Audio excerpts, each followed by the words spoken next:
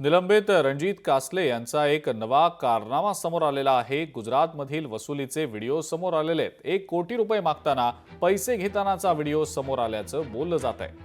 Beed police दलातील निलंबित police उपनिरीक्षक रणजित कासले यांचे काल समाज माध्यमांवर व्हिडिओ व्हायरल झाले, ज्यात त्यांनी अनेकांवर गंभीर आरोप केलेत।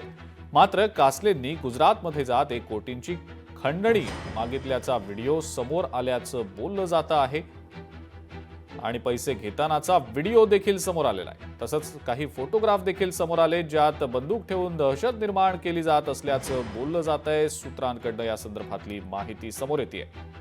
पोलीस दलातल्या वरिष्ठ अधिकाऱ्यांची परवानगी न घेता गुजरातमध्ये जाऊन वसुली करत असल्याचा त्यांच्यावर आरोप आहे।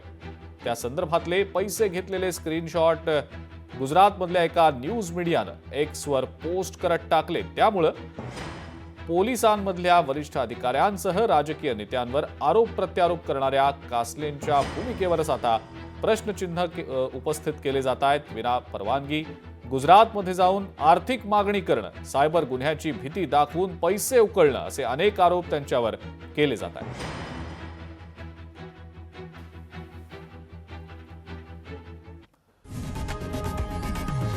लोकशाही मराठी ऐका, पहा, जागरूक रहा।